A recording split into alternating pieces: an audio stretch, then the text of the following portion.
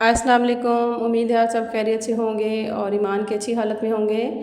और आज मैं आपके लिए बहुत ही ज़बरदस्त रेसिपी लेकर हाज़िर हूँ। इमली की चटनी बहुत ही सिंपल और कुछ नई टिप्स और ट्रिक्स के साथ में लेकर हाज़िर हूँ। इंशाल्लाह आपको बहुत पसंद आएगी और आप इसको एक दफ़ा ज़रूर ट्राई कीजिएगा। ये देखिए जी, ये तकरीबन मैंने, चलिए शुरू करते हैं। बिस्मिल्लाहिर्रहमानिर्रहीम। सबसे पहले मैंने 1 पाव इमली ली है और इसके अंदर ये 2 कप, मैंने 250 ग्राम का ये कप है और ये 2 कप मैंने पानी इसके ऐड किया है। और इसके बाद जब हम इसको भिगो लेंगे और इसको चम्मच की मदद से हमने अच्छी तरह से मैश कर लेना है ताकि तमाम जो पल्प है वो हमारा अलहदा हो जाए अच्छी तरह से। और इसके बाद ये देखिए, इसको अच्छी तरह से हमने नरम करना है। तकरीबन 1 घंटे के लिए हमने इसको भिगो कर रखना है ताकि जो हमारा तमाम पल्प है वो अलहदा हो जाए इसके साथ। और इसके बाद हाथों की मदद से आप इसको अच्छी तरह से मसल कर स्ट्रेन कर लेना है। ये देखिए जी, तकरीबन ये गुठलियाँ जो है तकरीबन इनके साथ से तमाम इमली जो है वो अलहदा हो चुकी है।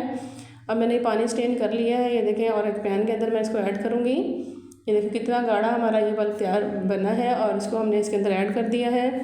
और इसके बाद हम मज़ीद इसके अंदर 1 कप और पानी ऐड करेंगे, वो मैं आपको बताती हूँ। अपने आगे थोड़ा सा नेक्स्ट में इसको ऐड करना है। इसको इमली की चटनी को उबाल आ चुका है, ये देखें। और इसके बाद अब हम इसके अंदर थोड़ी देर इसको पकाएंगे और इसके बाद हम इसके अंदर गुड़ ऐड करेंगे। गुड़ तकरीबन मैंने हाफ़ पीस से ज़्यादा थोड़ा सा लिया है और आप अपनी जो मिकदार के हिसाब से ले सकते हैं। ये देखें जी, इसको मैंने मैश नहीं किया, मैश किया हुआ भी मैं डाल सकती हूँ, लेकिन उससे जो चटनी का कलर है वो ब्लैक हो जाता है। और आपने इसको इसी तरह जब तक चटनी पकनी है तब तक ये साथ के साथ आहिस्ता आहिस्ता से पिघल जाएगा और आपकी चटनी का कलर जो है बिल्कुल ब्लैक नहीं होगा।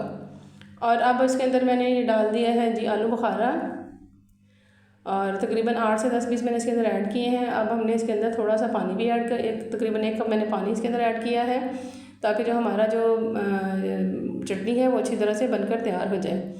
अब हमने तकरीबन दरमियानी फ्लेम रखनी है और इसको हमने अच्छी तरह से पका लेना है।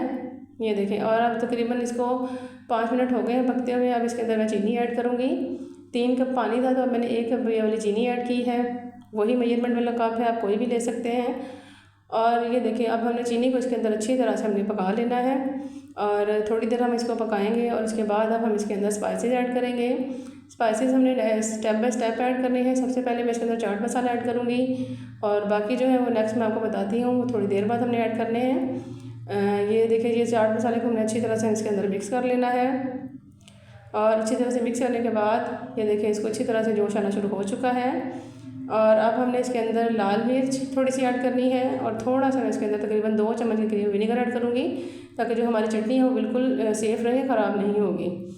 और उम्मीद है आपको मेरी आज की ये रेसिपी बहुत पसंद आएगी। अगर आपको मेरी रेसिपी पसंद आए तो मेरे चैनल को लाइक करें, सब्सक्राइब करें और शेयर करें और कमेंट बॉक्स में मुझे ज़रूर बताइएगा कि आपको मेरी ये रेसिपी कैसी लगी है।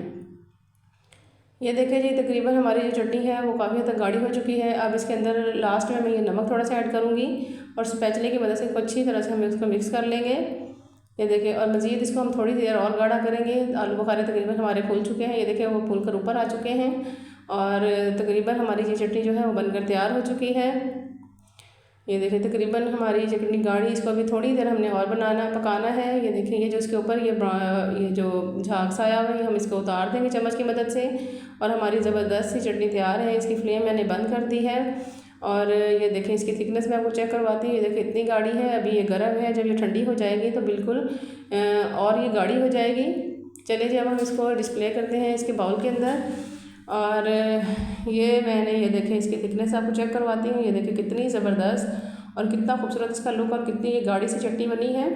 बहुत ही सिंपल, आसान और मज़ेदार सी रेसिपी है। आप इसको एक दफ़ा ज़रूर ट्राई कीजिएगा और मुझे कमेंट बॉक्स में ज़रूर बताइएगा कि आपको ये रेसिपी कैसी लगी है।